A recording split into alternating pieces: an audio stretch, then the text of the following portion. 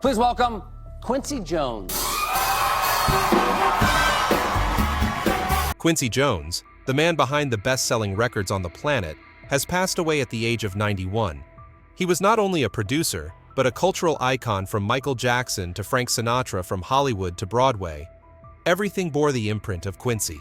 More than 28 Grammy Awards, 7 Oscar nominations, and countless milestones made him the golden brain of world music.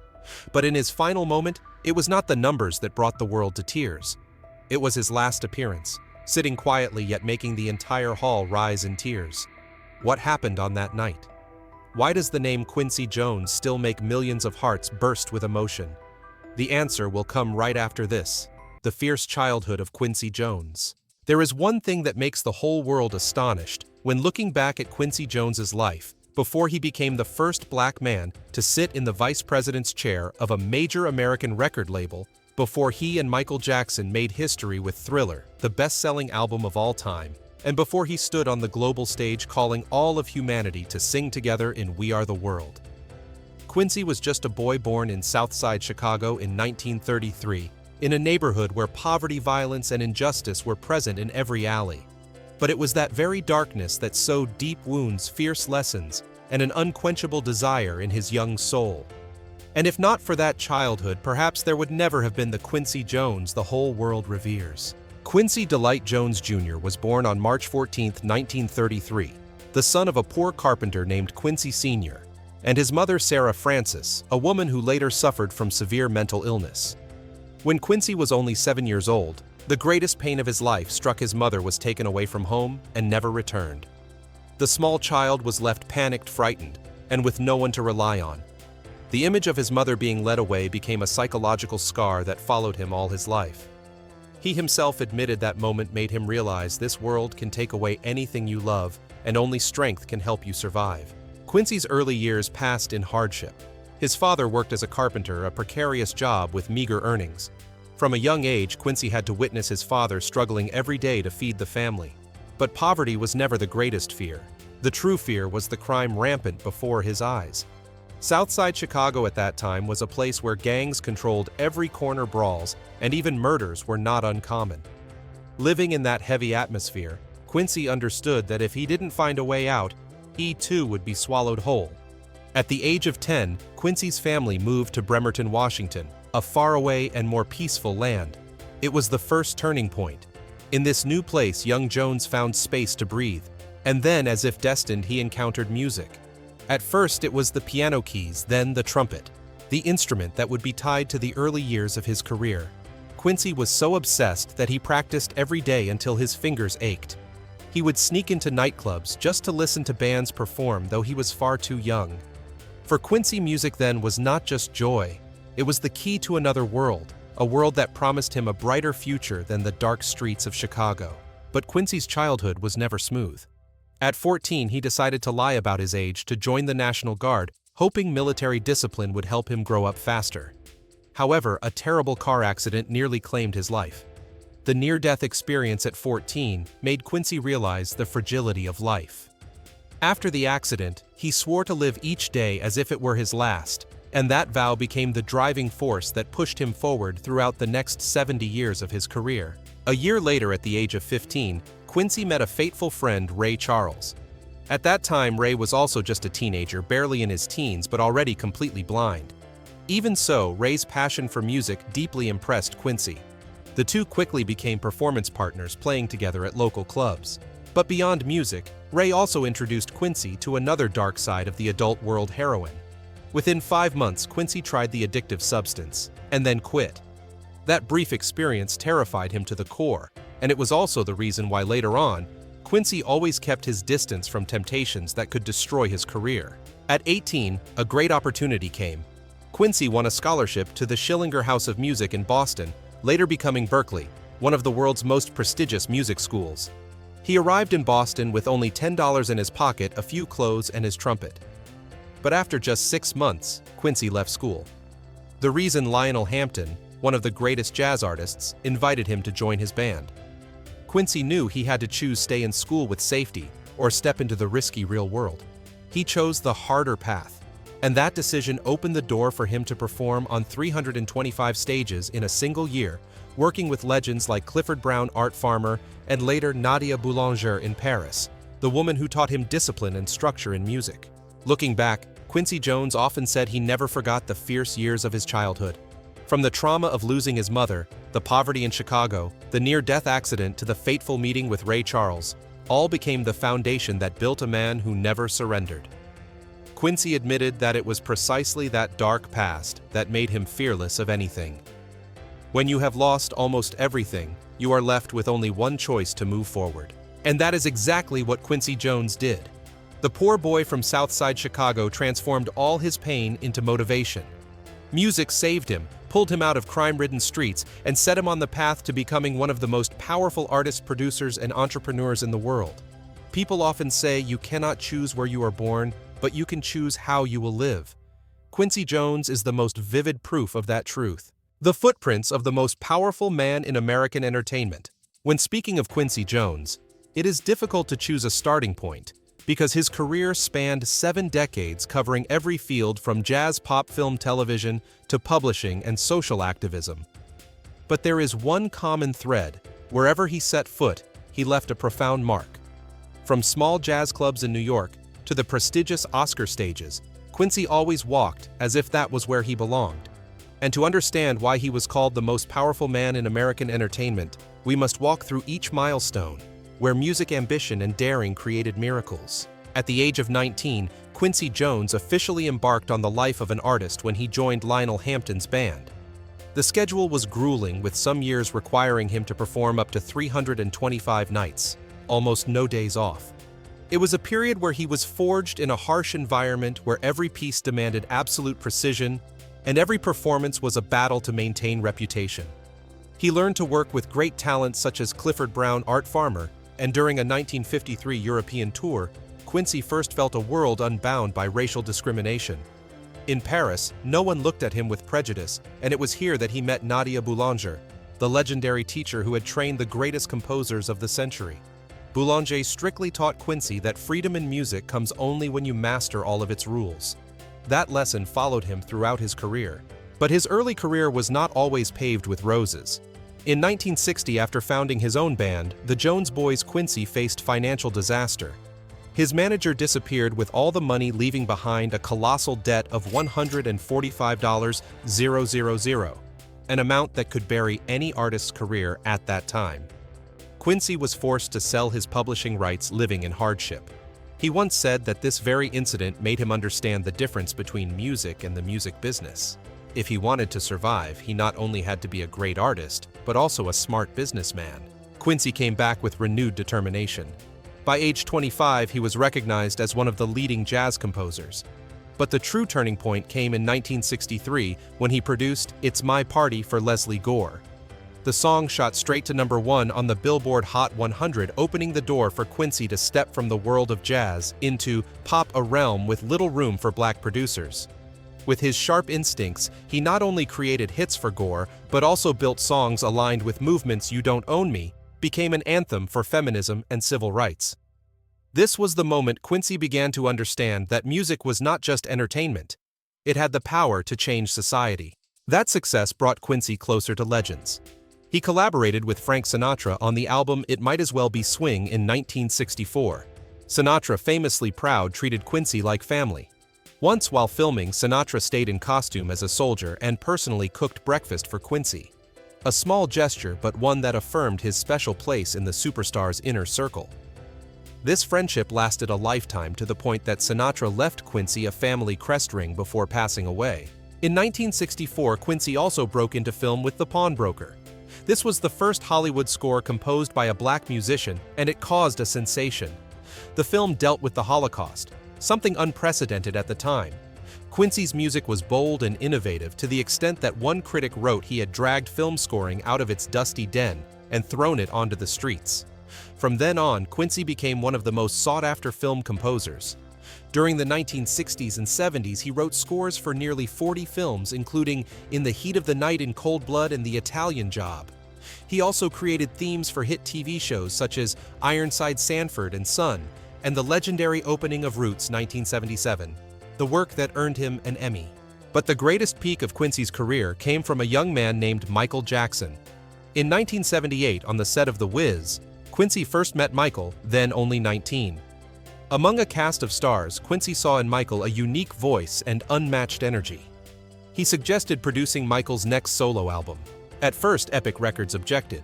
They thought Quincy was too old, too jazz, too outdated. But Michael trusted him, and from that trust, history was written. Off the Wall. 1979 sold 20 million copies, ushering in a new era for Michael. But only 3 years later, Thriller 1982 shook the entire world. Quincy and Michael listened to 800 songs before choosing 9 perfect tracks. They recorded for months, even burning out studio speakers. The result, an album that sold more than 70 million copies, topped the Billboard 200 for 37 weeks, and remains the best-selling album of all time. No one dared call Quincy outdated anymore. He had proven he could not only create hits, but also a global cultural phenomenon. Quincy did not stop. He and Michael created Bad 1987, selling 45 million copies. He simultaneously expanded into film with The Color Purple 1985, a movie that earned 11 Oscar nominations and launched Oprah Winfrey's screen career. In 1985, he made history again by gathering 45 top stars, from Stevie Wonder, Bruce Springsteen, Bob Dylan, to Michael Jackson in We Are the World. The song sold 20 million copies, raised over $55 million for Ethiopia's famine, and became a symbol of collective power. On the studio door that day, Quincy posted a sign, "Check your ego at the door," and everyone did just that. Not only music, Quincy also shaped television. In 1990, he produced The Fresh Prince of Bel-Air, the series that turned Will Smith from an unknown rapper into a global superstar. He also co-founded Vibe magazine in 1993, making it the voice of hip-hop and R&B during their golden era. He established Quest Broadcasting, acquired television stations, and transformed himself into a successful businessman with multi-million-dollar ventures. His life was not without storms. In 1974, he nearly died from 2 brain aneurysms, with doctors giving him only a 1% chance of survival. Friends even held a memorial service while he was still on the operating table. Yet Quincy survived. Though he could no longer play trumpet, he turned to focus on producing and composing, and from that came Thriller, We Are the World, and The Color Purple. That near-death experience deepened his belief that he was born to change the world. Throughout his career, Quincy won 28 Grammy Awards, more than any producer in history, along with 7 Oscar nominations, a Tony and Emmy, and numerous honorary awards: the Grammy Legend Award, 1992, the National Medal of Arts, 2011, the Academy Honorary Award, 2024. Time magazine named him one of the most influential musicians of the 20th century. Quincy Jones rose from a poor boy in Chicago to the man behind the music that shaped the world. From It's My Party to Thriller, from The Pawnbroker to The Color Purple, from Frank Sinatra to Michael Jackson, from jazz pop R&B to television and publishing. There is no field he touched without leaving a legacy. The half-billion-dollar empire of Quincy Jones. At the age of 91, when closing the journey of his life, people not only mention 28 Grammy Awards, 7 Oscar nominations, or legends such as Thriller and We Are the World, but also look at a net worth of $500 million, a staggering figure even in the extravagant world of entertainment. But what is more interesting than the number itself is the way Quincy built that empire step by step, beat by beat, with both music and bold business strategies. Quincy's wealth did not come from a single source. For more than 70 years, he skillfully created multiple streams of income so that every stage of his career could generate sustainable profits. First to be mentioned is music publishing rights, an invaluable treasure. As the producer of countless masterpieces, from off-the-wall Thriller Bad to classic film scores, Quincy owned an enormous catalog of rights, continuing to generate money every day from broadcast royalties, streaming, and advertising. Thriller alone, the best-selling album of all time, has guaranteed him a steady income of tens of millions of dollars over decades. Not stopping at music, Quincy expanded his vision into film and television. As producer of The Color Purple 1985 and The Fresh Prince of Bel-Air 1990, he not only profited from box office and TV revenues, but also benefited from rights that extended for decades. Every time the film was re-aired, every time the soundtrack played, Quincy's account received another substantial addition. Thanks to this, he consistently remained among the wealthiest producers in Hollywood. With sharp instincts, Quincy also invested in media and publishing. He co-founded Vibe magazine in 1993, turning it into the Bible of hip-hop and R&B for 2 decades. The magazine not only gained influence but also brought in millions of dollars in revenue from advertising and brand partnerships. Along with that, Quest Broadcasting, the media company he founded, owned radio stations, television channels, and hit programs, helping him expand his influence far beyond music. One indispensable part of his fortune is real estate. The crown jewel in Quincy's portfolio is the magnificent mansion in Bel Air, Los Angeles, valued at $59.9 million. The mansion was not only a home, but also resembled a living museum filled with memorabilia, rare recordings, awards, and portraits marking his journey with music legends. In addition, he owned multiple other properties in California, each worth tens of millions of dollars. It is no exaggeration to say that every brick in his real estate empire tells a story of success and luxury. What is remarkable is that Quincy Jones always maintained a clear financial mindset.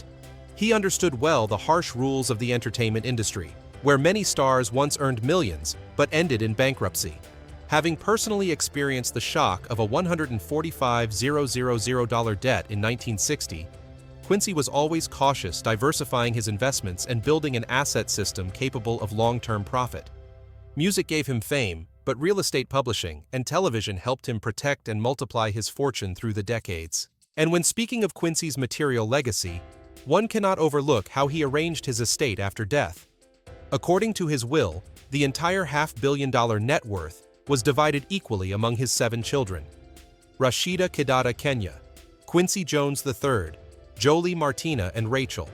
Each inherited between $71 and $83 million, a sum enough to keep them comfortable for a lifetime. But more importantly, Quincy wanted his children not only to inherit money, but also creativity, courage, and a sense of social responsibility. I have 22 girlfriends around the world. If Quincy Jones's career was as dazzling as a galaxy filled with sparkling music stars, then his private life resembled a long novel with many chapters, full of glory and happiness, but also of pain and turbulence. He once confessed, "I have lived many lives in one lifetime." And indeed, every page in Quincy's personal story makes people both admire and sigh. From a young age, Quincy had always been a captivating man, intelligent, charming, and talented qualities that made him a sought-after name not only on stage, but also in matters of the heart. Yet behind that aura of glamour lay broken romances, failed marriages, and a large family with 7 children from different women. His first marriage took place in 1957 when Quincy was just 24 years old. He married Jerry Caldwell, his college sweetheart. They had 1 daughter together, Jolie. But youthful recklessness, a demanding career, and constant tours quickly strained the marriage. Quincy later admitted that he was too consumed with chasing his musical dream and forgot about the family home. In 1967, Quincy remarried Swedish actress Ulla Andersson. This marriage brought him 2 children, Martina and Quincy Jones III, commonly known as QD3, who later became a successful music producer himself. However, cultural differences coupled with clashing lifestyles meant the relationship could not last. In 1974, they parted ways. That was also the year Quincy nearly lost his life due to a brain aneurysm, a turning point that made him realize the fragility of life and the value of family. Even though he himself never fully held on to that happiness. Quincy's third and most famous marriage happened in 1974 with actress Peggy Lipton, a star of the hit series The Mod Squad. They had 2 daughters, Kidada and Rashida Jones. Rashida later became a well-known actress in series such as The Office and Parks and Recreation, while Kidada became a fashion icon once romantically linked to hip-hop legend Tupac Shakur. Quincy loved Peggy deeply, but once again his career and indulgent lifestyle pushed the marriage to the brink. They divorced in 1990 but remained close friends until Peggy's passing. Beyond his 3 official marriages, Quincy had many romances with other famous women. He had a long relationship with actress Nastasia Kinski, nearly 3 decades younger than him. They had 1 daughter together, Kenya Jones. He was also rumored to have dated several Hollywood beauties, including a sensational story about a fling with Ivanka Trump when she was young, a tale that stirred the media. Quincy never shied away from talking about his colorful love life. In a 2018 interview at age 85, He laughed and said, "I have 22 girlfriends around the world. I know it's crazy, but it's me." Despite his flamboyant love life, Quincy always considered family his anchor. He had a total of 7 children with 5 different women: Jolie Martina Quincy Jones III, Kidada Rashida Kenya, and Rachel. Among them, Rashida and Kidada received the most attention in the entertainment industry, while QD3 followed in his father's footsteps to become a famous producer working with Tupac Ice Cube, and LL Cool J. Quincy always took pride in the fact that his children inherited not only talent, but also resilience, intelligence, and strength of will from their father. Even so, Quincy's personal life bore many scars. His connection to Tupac Shakur once stirred public controversy. Tupac openly criticized Quincy for dating white women, calling it a betrayal of the black community. The tension lasted for years until Tupac became engaged to Kidada Jones, Quincy's daughter, shortly before he was murdered in 1996. That tragic event plunged Quincy's family into grief and forced him to confront the darker sides of his complex relationships. Quincy also caused waves with his blunt and sometimes shocking remarks. In 2018, he declared that Michael Jackson stole many songs and that Marlon Brando had sexual relationships with Richard Pryor and James Baldwin. These statements immediately caused a media storm, leaving fans both stunned and divided. Quincy later apologized, explaining that old age made him say too much. But in retrospect, that frankness was part of who he was, a man unafraid to speak the truth, even if it made many uncomfortable. A special chapter in Quincy's private life was his relationship with his mother, who left him when he was just 7 years old due to mental illness. Although she was absent for most of his life, Quincy never stopped searching for her and forgiving her. He once said, "I lost my mother when I was too young, but music became my second mother. It nurtured me, comforted me, and taught me how to love." Perhaps that is why Quincy gave so much affection to his children, even if he was not always the ideal husband. Quincy Jones's last time before the public and the tribute after his passing. There is a special paradox in Quincy Jones's life. He spent more than 7 decades under the spotlight, tied to recording studios, film sets, and countless award shows. But in his final months, he quietly withdrew into the shadows. At 91, battling pancreatic cancer, Quincy no longer appeared before the public as he once did. There was no farewell concert, no final goodbye spoken by his own voice. That absence made November 3, 2024, the day news of his death spread across the world, feel abrupt, leaving millions of hearts stunned and choked with grief. But if Quincy did not have an official last appearance, the world quickly filled that void with a grand act of remembrance after he was gone. Just 3 months later, at the 2025 Grammy Awards, the entire music industry rose together to honor the man who had changed its very face. That night, Los Angeles seemed to shine once more, not from glittering lights, but from a profound sense of connection. Everyone knew they were saying farewell to one of the rarest geniuses of the 20th century. On stage, Stevie Wonder, Quincy's friend and companion through decades, sat at the piano. His fingers touched the keys, the opening melody rising slow and full of feeling. The hall instantly fell silent. When Stevie began to sing, every line carried the sorrow of an entire generation of artists. Janelle Monáe and Cynthia Erivo stepped forward, joining their voices in a mashup of songs bound to Quincy's career, from film scores to jazz to the familiar strains of "We Are the World." No one could hold back tears because each note recalled the man who had brought them to life. The audience in the hall, thousands of people from many generations, many nations, all stood. Some of his former collaborators who had recorded with Quincy in the 70s and 80s bowed their heads and wept. Young artists, perhaps never having met Quincy in person, could not hide their emotion either, because they all knew without Quincy Jones, today's music would be very different. The performance ended, but the applause did not. It was not the polite clapping of a typical award show. It was applause heavy with meaning, standing in for thank yous, for embraces, for the farewell the world had never gotten the chance to give Quincy. In that moment, the 2025 Grammys became more than an awards ceremony. It became a collective ritual altogether, bidding farewell to a legend. What was most profound was how the tribute reflected Quincy himself. He was never a man who craved the spotlight. Throughout his career, he stood behind the scenes, guiding and lifting others to shine.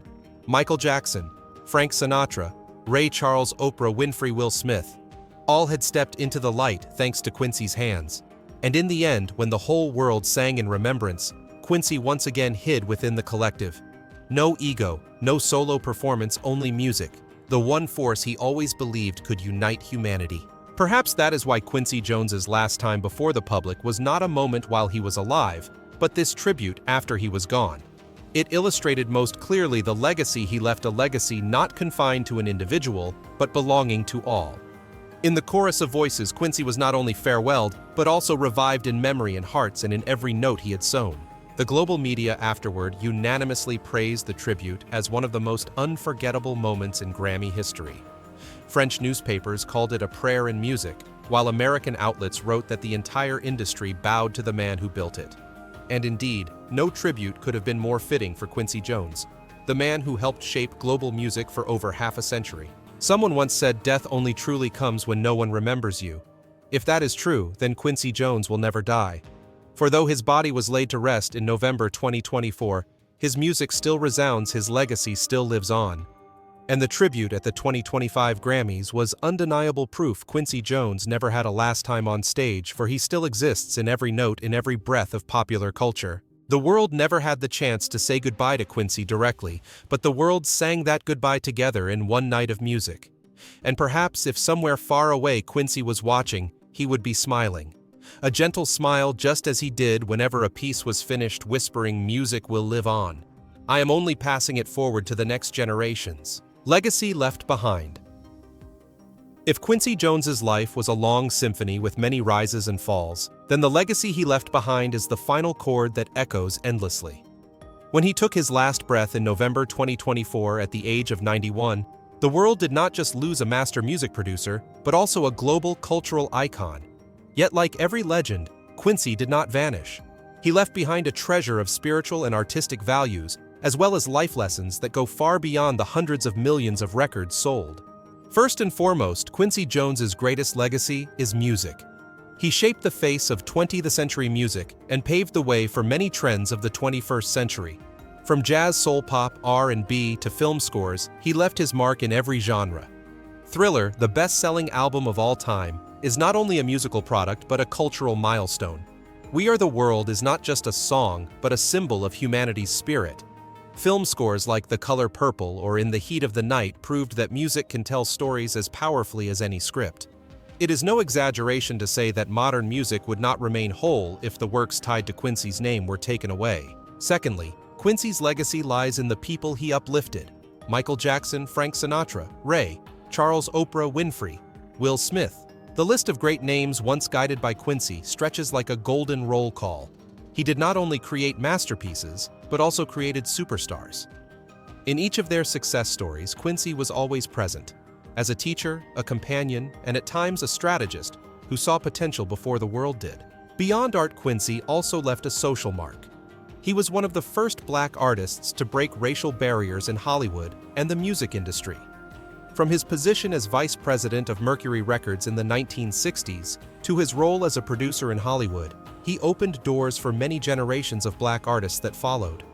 Moreover, We Are the World proved that music could become a tool against famine, raising tens of millions of dollars for Ethiopia. Quincy did not make music just for listeners, he made music to change the world. Another legacy that cannot be measured in numbers is the spirit of boundless creativity. Quincy once said, "Leave the ego at the door." That phrase was not only a slogan in the studio of We Are the World, but also a philosophy of life. He believed that a great artist is someone who knows how to listen, how to collaborate, and how to let music be greater than the individual.